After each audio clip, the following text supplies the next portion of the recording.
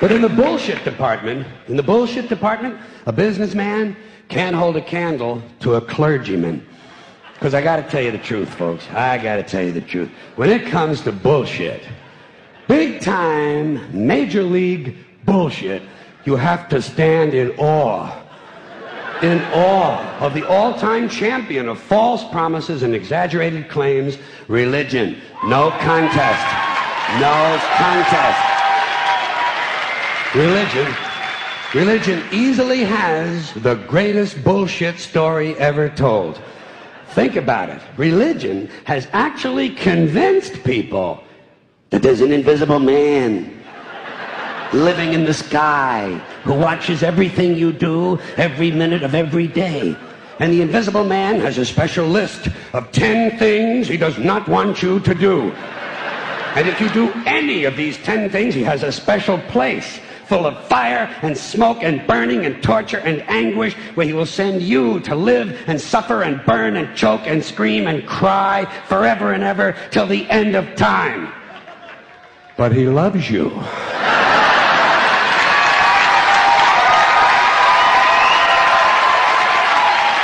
He loves you.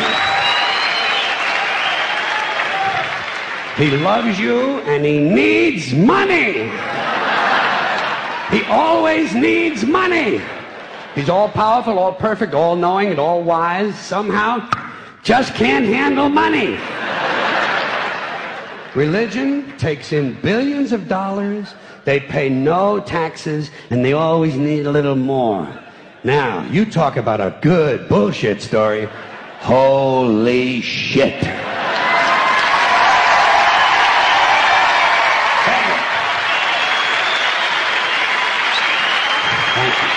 But,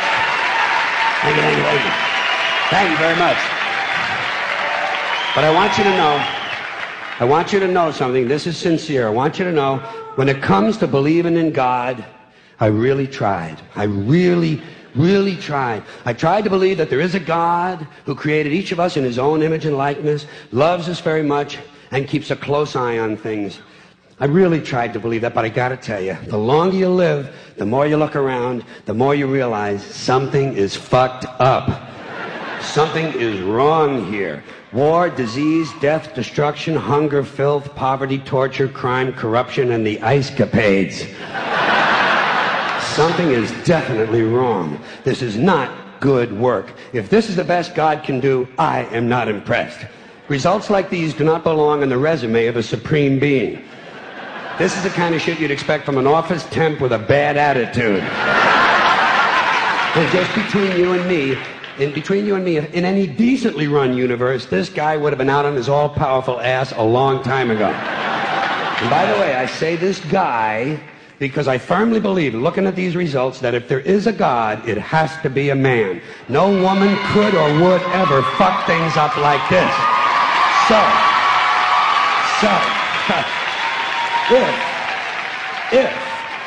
If there is a God, if there is, I think most reasonable people might agree that he's at least incompetent and maybe, just maybe, doesn't give a shit. Doesn't give a shit, which I admire in a person and which would explain a lot of these bad results. So rather than be just another mindless religious robot, mindlessly and aimlessly and blindly believing that all of this is in the hands of some spooky, incompetent father figure who doesn't give a shit, I decided to look around for something else to worship, something I could really count on. And immediately, I thought of the sun. Happened like that. Overnight, I became a sun worshiper. Well, not overnight. You can't see the sun at night. The first thing the next morning, I became a sun worshiper. Several reasons. First of all, I can see the sun. Okay? Yeah. Unlike some other gods I could mention, I can actually see the sun. I'm big on that. If I can see something, I don't know, kind of helps the credibility along, you know? So every day I can see the sun as it gives me everything I need: heat, light, food, flowers in the park, reflections on the lake, an occasional skin cancer, but hey, at least there are no crucifixions, and we're not setting people on fire simply because they don't agree with us. Sun worship is fairly simple. There's no mystery, no miracles, no pageantry, no one asks for money, there are no songs to learn, and we don't have a special building where we all gather once a week to compare clothing. And the best thing about the sun, it never tells me I'm unworthy. Doesn't tell me I'm a bad person who needs to be saved. Hadn't said an unkind word. Treats me fine. So I worship the sun. But I don't pray to the sun. Know why? I wouldn't presume on our friendship. It's not polite. I've often thought people treat God rather rudely, don't you? Asking trillions and trillions of prayers every day, asking and pleading and begging for favors. Do this, give me that, I need a new car, I want a better job. And most of this praying takes place on Sunday, his day off. It's not nice, and it's no way to treat a friend. But people do pray, and they pray for a lot of different things. You know, your sister needs an operation on her crotch. Your brother was arrested for defecating in a mall. But most of all, you'd really like to fuck that hot little redhead down at the convenience store. You know, the one with the eye patch and the club foot, huh? Can you pray for that? I think you'd have to. And I say, fine, pray for anything you want. Pray for anything. But what about the divine plan? Remember that? The divine plan. Long time ago, God made a divine plan. Gave it a lot of thought, decided it was a good plan, put it into practice. And for billions and billions of years, the divine plan has been doing just fine. Now you come along and pray for something. Well, suppose the thing you want isn't in God's divine plan. What do you want him to do? Change his plan? Just for you? Doesn't it seem a little arrogant? It's a divine plan. What's the use of being God if every rundown schmuck with a $2 prayer book can come along and fuck up your plan? And here's something else, another problem you might have. Suppose your prayers aren't answered. What do you say? Well, it's God's will. Thy will be done. Fine, but if it's God's will and he's going to do what he wants to anyway, why the fuck bother praying in the first place? Seems like a big waste of time to me.